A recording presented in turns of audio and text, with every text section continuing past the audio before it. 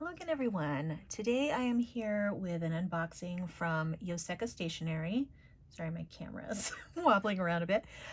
I'm just going to go ahead and get right in here. I am unboxing this before Christmas, but you will probably see it much later because I am going to be doing ink vent all through December, but well, until the 25th, which is the last day of the ink vent calendar. And then you will be getting normal content again. So this will be after that.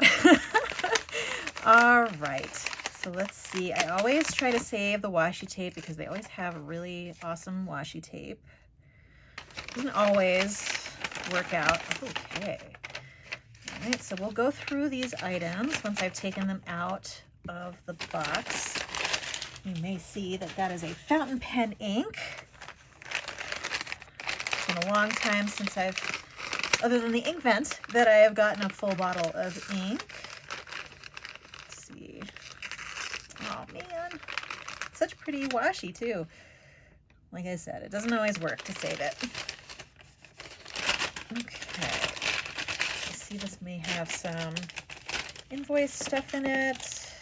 There's that. There's that. Get a couple of Yoseka stickers. And then, well, thanks, Mystery. Hope you enjoy these. Yes, I think they have gone away a little bit from the super long messages that they used to write as thank yous, but that's fine. I mean, they still have a personal touch on there. And then I got this, which looks like it might be an ornament, a paper ornament, if you cut it out and fold it up. So that's sweet for the holidays. All right, so let's get in here. Okay, let me get those stickers off of there. And so these two go together, and I will talk about that first. Because I know that some people have been asking me to give an update on how my Shachihata permanent black ink pad was going, my use of it. So here is your answer to that. The ink pad that I got before was rather small. I think it was actually half this size. And it works so well that I decided to get this is the large size of the stamp pad. So this is permanent ink, which is oil-based, I believe. And then this is a refiller for this and my little one. So I still think that there's going to be use for the little one, but I was finding that I was trying to use them on larger stamps. So I did want this. There's also even one size bigger than this, if you can believe it, that is, I think, extra large. That seemed a little too large to me, and it's quite pricey. So I would hope it's large given the price. But I will get in here and show you what those look like. But yes, I have been using the Ranger permanent ink pads, and they're good too. I just think that this is, to me, a little bit better. It's easier to ink stamps, and it's easier to clean off. The only downside is that this does take just a little bit longer than the Ranger permanent inks do to dry once it's on paper, stamped on paper. But given the beautiful black line that you get with this, I'm willing to, leave my paper out a little bit longer, or maybe heat dry it. So here you go. This is the size of the ink pad, and this particular packaging with the flip lid has been really convenient for me on the small one, because then I can just flip it open, stamp my thing, close it so that I'm not getting ink all over myself, which I sometimes do. I forget that I have the ink pad there after I've inked my stamps, and then, ooh, get in there with my hand and get black ink all over my hand. Because with the others, you have to actually put a lid on it. So that's the large permanent black ink pad. I think I'm going to put it back in the box for storing it with my ink pads, just so that it doesn't flip open. And then this is the refill for that, which can probably stay out of the box. It's quite a generous refill, actually. The refill bottles for the Ranger inks are pretty small. I'd say maybe half the size, if not less. So this is pretty generous in the way of an ink replacement. So overall, I mean, these are a little bit more expensive than the Ranger / Distress permanent inks, but I do think you get a really good bang for your buck. And my smaller one is still going strong after quite a bit of stamping with it. And I haven't had to put any replacement ink in there, which is good because I didn't have a replacement ink bottle. So now I do. So yeah, so I think it lasts a while. Even though it's expensive, I think it's worth it. I'm going to save this ink for last, and I'm actually not going to be swatching this today just because I don't have time when doing this unboxing. But I will open it up and show you which one that is. This is a pencil sharpener, which I just thought was really super cute. It has this colored glass, and I have plenty of pencil sharpeners that, you know, are just like this out in my cases and such. But it's really nice to be able to have a container for your shavings to go in. So that's why I got this. Plus it looks really pretty. I was torn between this color and there was a really beautiful dark red as well.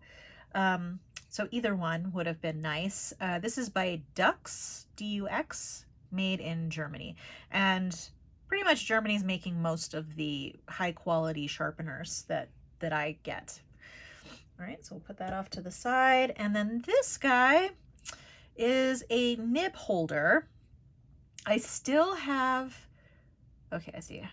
I still have a glass nib coming from the same company that that made the metal nibs. I'm totally blanking on their name right now, but and since then I've actually gotten another nib to put in the handle that I was waiting to put that glass nib on.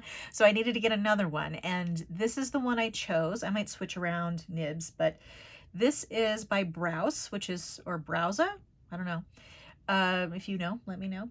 And this was a really super cheap nib holder. So basically, if you don't know, let me see if I have one that I could swap out over here. Oh, and for some reason I don't.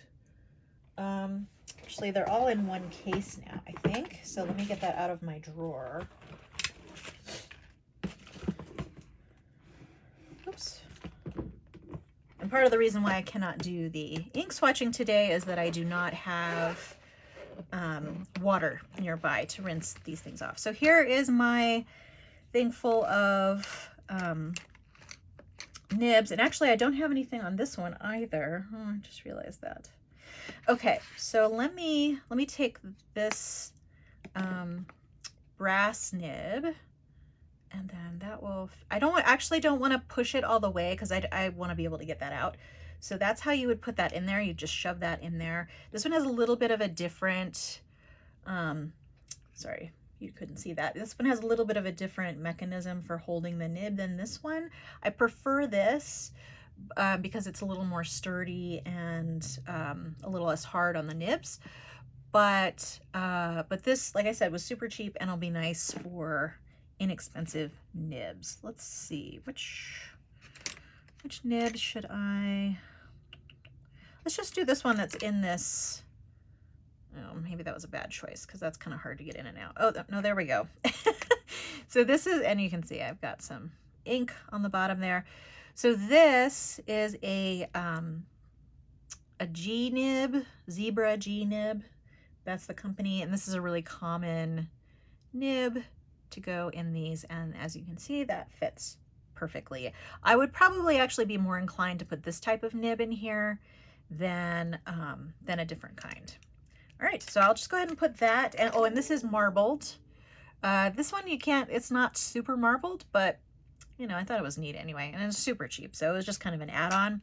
So let me put this nib back in here, and then I will put those back where they need to be. All right, and then the last one is this ink, which is a Sailor ink. So it is a special edition that is supposed to go with one of the Rain series pens, which I don't have any of. Oops, there we go. So this this has little labels that allows you to put labels on your converter. Let me zoom in a little bit. That allows you to put labels on your converter so that you know what ink is in there. So this ink is called Hara Hara or Hara Hara.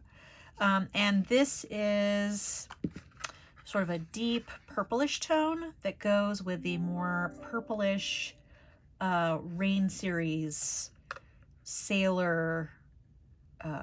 It's the Slim Sailor, the Slims that are a little bit smaller than sort of the standard size. And I don't really like that small size, so that's why I don't have any of those pens, but this ink looked lovely. And you know, I can maybe do, let's see, I have some watercolor water off to the side. It's kind of dirty and I don't want to put too much ink in it, but I will go ahead and dip that nib that I just loaded up in this ink, because you really can't tell what color it is by just looking at the bottle. Let's see, what kind of paper should I use? Oh my god, I have like all kinds of paper but nothing good over here to write on. Let me get my work traveler's notebook. This is the notebook I'm currently using for work. It is actually a little bit dusty. And then I have all of this stuff in here, but it does have some paper in here. Make sure I don't get any work notes. This is just regular Filofax paper though. But anyway, that'll be fine either way. So I'm just gonna dip and do a sample. So it's a chromo shader, I think, because it does seem to have really beautiful. Okay, so there it is.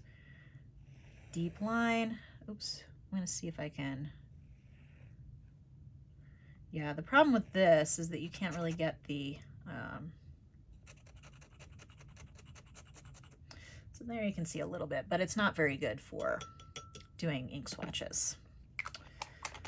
All right, I don't think I got very much ink in there. I'm just gonna wipe off the Zebra G nib. And this will kind of show you what it will look like with writing anyway. It's going to have that really dark tone. Let's see. Yeah, that probably seeps through, but it's all right. And then you can see here in this very bad swatch that you're going to get some chromo shading. You might not even be able to tell there, but you can at least tell what the lighter color will be. More of the lighter color comes out with a broader nib. So, oh, and you can see it transferred over when I folded it. All right, well, that's a terrible swatch. I will do a serious swatch for that at some point in the future. And otherwise, I think that is all I have for you today. Have these little fun items. It was kind of a small purchase, but a lot of useful stuff. All right, well, that's all I had for you today. Feel free to subscribe to keep track of future videos on my channel. If you enjoyed this video, give it a like. I hope to see you next time, but in the meantime, have a great day. Thanks so much. Bye.